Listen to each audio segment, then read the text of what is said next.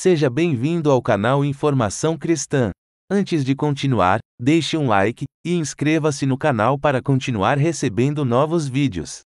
Muito obrigado e que Deus te abençoe.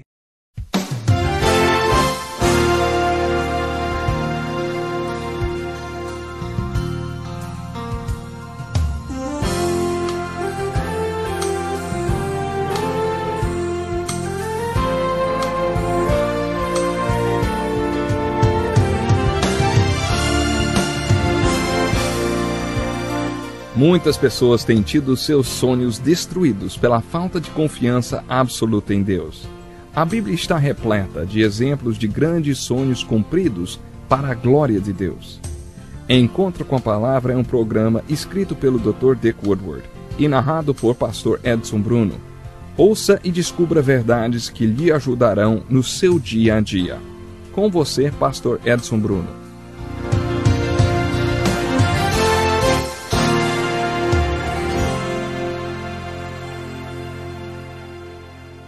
É um prazer grandíssimo mais uma vez estarmos chegando até você com o programa Encontro com uma Palavra. Lembre-se, é hora de você pegar a Bíblia e se unir a nós, para juntos termos esse momento de estudo da Bíblia. Estamos fazendo um estudo de toda a Bíblia e já chegamos ao primeiro livro de Samuel, onde encontramos exemplos a seguir e avisos para nos alertar. No nosso último estudo vimos o grande exemplo que Davi foi, um pastor de ovelhas que tornou-se o segundo e melhor rei que Israel já teve. É interessante notar que muitos dos grandes líderes da Bíblia, como Moisés e Davi, foram pastores. Como pastores de ovelhas, eles aprenderam princípios que os tornaram grandes líderes. Davi aprendeu muito como pastor, mas sua primeira oportunidade surgiu porque ele era músico. Tem uma história interessante que eu ouvi de um amigo meu. Ele diz assim: em 1979 eu fui para a Inglaterra e fiz uma pequena pesquisa sobre a vida do pai do meu pai, que era inglês. Descobri por que meu avô veio para os Estados Unidos. Ele trabalhava numa mina de carvão na cidade de Lancashire. Naquele tempo as minas de carvão possuíam bandas de música. Isso foi antes do rádio e da televisão, quando a única música que se ouvia era aquela tocada ao vivo. Eram os tempos das bandas nos parques. Na Inglaterra havia uma mina de carvão que tinha uma banda, na qual meu avô era o trombonista. E esse meu amigo pastor diz: no oeste da Pensilvânia também havia minas de carvão que também tinham suas bandas. Uma delas precisava de um trombonista. Já que meu avô tocava trombone, os donos da mina nos Estados Unidos o trouxeram da Inglaterra para trabalhar na mina e para tocar trombone na pequena banda do oeste da Pensilvânia. Eu não teria nascido nos Estados Unidos se o meu avô não tocasse trombone. A sua grande oportunidade de vir para os Estados Unidos veio porque ele tocava trombone. Eu mesmo, quando me formei no seminário, ainda muito jovem, cheguei de volta no meu estado, na minha igreja, claro, tinha vontade de começar a trabalhar na igreja. Afinal de contas, havia me formado em teologia. Fui à igreja num dia muito cedo conversar com o pastor. Ele não estava. E alguém lá da secretaria disse: ei, você pode usar o telefone, ligue para a casa do pastor. E eu liguei. Quando o pastor atendeu e eu disse que gostaria de trabalhar na igreja, havia me formado no seminário e tal, o pastor logo perguntou: e aí, você sabe música? Eu disse: olha, pastor, eu toco violão desde os 9 anos de idade, toco trompete, sax, guitarra elétrica e estudei harmonia. Aí o pastor disse: então pode começar hoje à tarde às 2 horas. Bom, ali começou o meu ministério, exatamente naquele dia. Mas há um outro exemplo brasileiro bem interessante. Um jovem chamado Mário, há algumas décadas, destacou-se em sua cidade, então pequena e sem recursos, por tocar violino muito bem. Isso lá pelo ano de 1915. Mário foi a São Paulo para estudar música. Chegando ao seu destino, as coisas não correram como ele gostaria e seu aprimoramento na técnica de tocar violino acabou se perdendo na necessidade de trabalhar e sustentar-se. Mário, porém, aplicou-se em desenhar plantas de casa e a construir essas casas. O resultado de sua mudança foi que tornou-se um dos mais hábeis arquitetos. Ele projetou e construiu muitas das grandes salas de cinemas de São Paulo e também alguns dos templos evangélicos mais bonitos. A maior herança deixada a seus descendentes foi o amor e a dedicação à música. Davi teve sua grande oportunidade porque sabia tocar harpa. Quando a personalidade de Saul estava se desintegrando, ele tinha depressão, paranoia, variações de estados emocionais e todos os sintomas que chamamos hoje de depressão maníaca. Na verdade, o que Davi fazia era praticar-lhe a musicoterapia. Certos tipos de música ajudam pessoas perturbadas. O Dr. Martin Lloyd-Jones, grande estudioso da Bíblia, certa vez disse a um grupo de pastores que a primeira coisa que ele fazia todos os dias era ouvir Mozart. Pensamos que ele fosse dizer orar por 3 horas. Ele colocava Mozart para tocar na sua vitrola. Um dos jovens pastores perguntou por que ele não ouvia Bach. Ao que o Dr. Jones respondeu: Bach é ótimo para adoração, mas Mozart sara a mente. Ouça Mozart, e você se sentirá mentalmente sadio, ele disse. Para ele, a música de Mozart era terapêutica. Eu amo música e constatei que isso é verdade. Quando ouço Mozart, sinto o seu efeito. Se você estiver passando por problemas e ouvir Stravinsky, provavelmente vai sair e enforcar-se. Parece que as pessoas nos tempos de Davi entendiam de musicoterapia.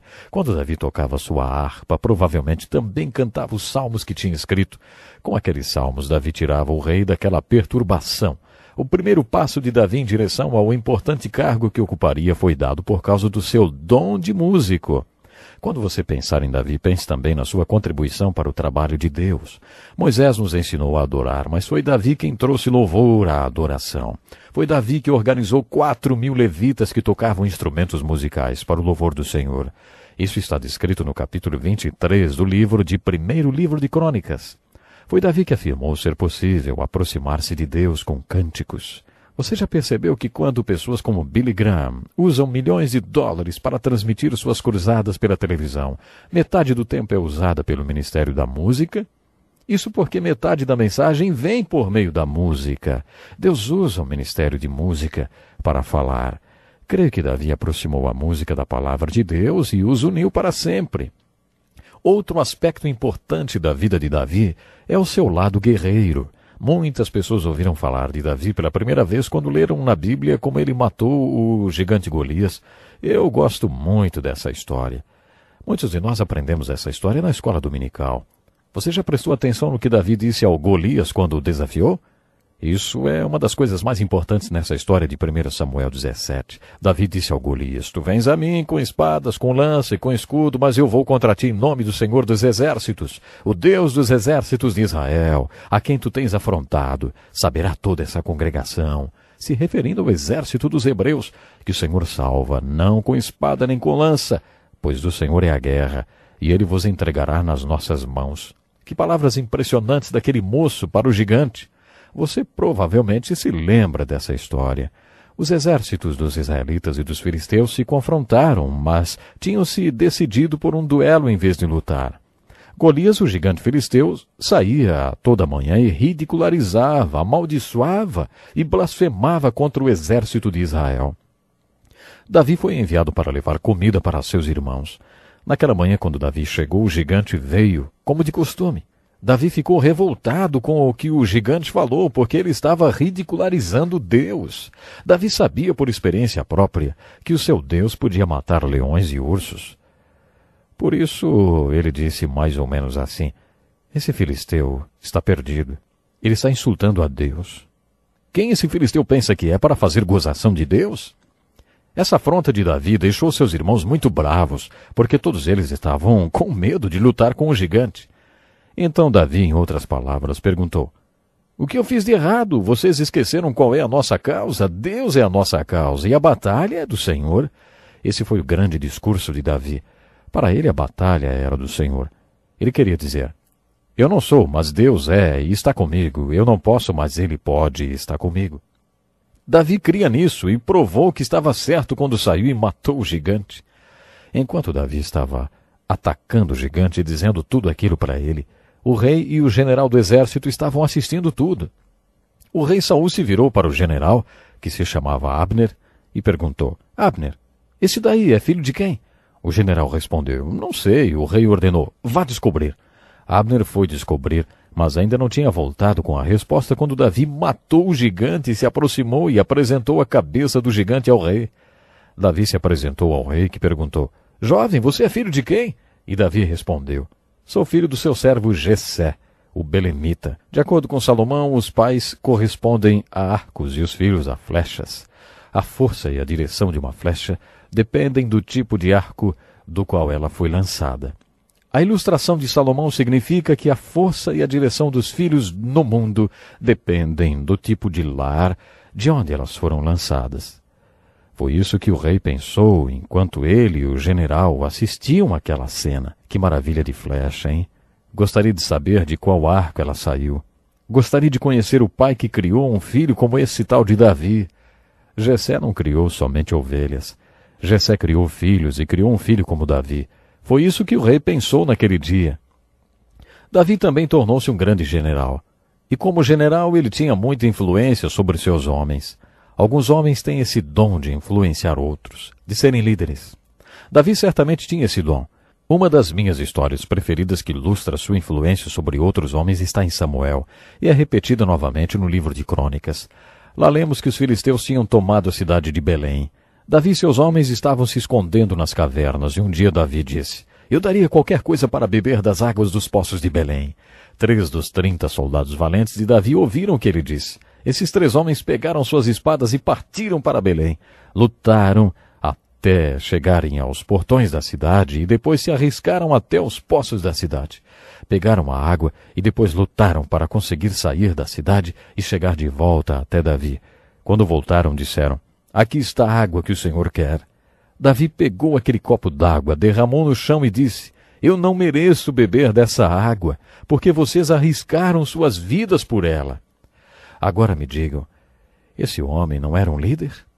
A palavra líder significa ter seguidores. Por essa definição, constatamos que certamente Davi era um líder. Quando estudamos a vida de Davi, observamos que ele tinha um relacionamento muito estreito com Jonatas, filho de Saul. Para mim, essa amizade é um dos exemplos mais bonitos que encontramos na literatura histórica. Quando Davi recebeu a notícia de que Jonatas tinha sido assassinado, ele disse: "Como choro por você, Jonatas! Como eu amava você! E o seu amor por mim era maior do que o amor de mulheres. Há muitos homens hoje em dia que jamais olhariam nos olhos de outro homem para dizer eu amo você. Talvez seja porque tenham medo de uma relação homossexual. A amizade entre 2 homens e entre 2 mulheres é uma questão delicada. A amizade, o amor entre Davi e Jonatas é um bom exemplo disso. A maneira como Deus uniu seus corações é muito bonita. Minha experiência me ensinou que quando Deus planeja uma coisa e o diabo tenta nos afastar dela, temos que lutar. Deus quer que tenhamos amizades fortes. A amizade entre Davi e Jonatas é um bom exemplo a ser seguido. Também devemos ver Davi como fugitivo. Sua experiência como fugitivo foi um período durante o qual Deus o estava preparando para o grande ministério que ele teria mais tarde. Muitos dos seus salmos foram escritos durante o período em que ele era fugitivo. Resumindo, quando você ler 1 Samuel, focalize sua atenção nessas 2 coisas.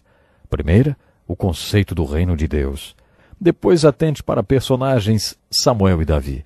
Samuel é um grande exemplo. Depois focalize em Saul, porque ele é um importante alerta para nós.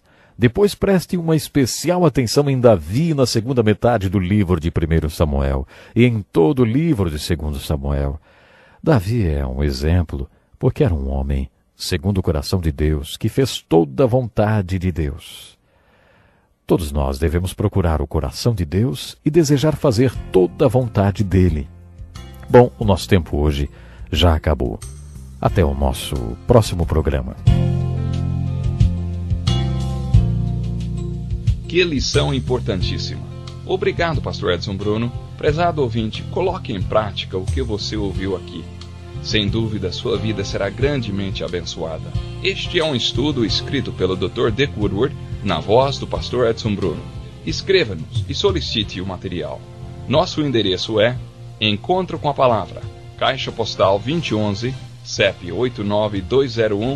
89201-970, Joinville, Santa Catarina.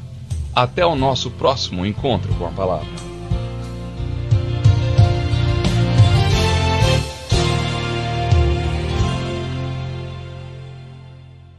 Obrigado por ter assistido um vídeo do nosso canal Informação Cristã. Esperamos que ele tenha edificado a sua vida e também da sua família.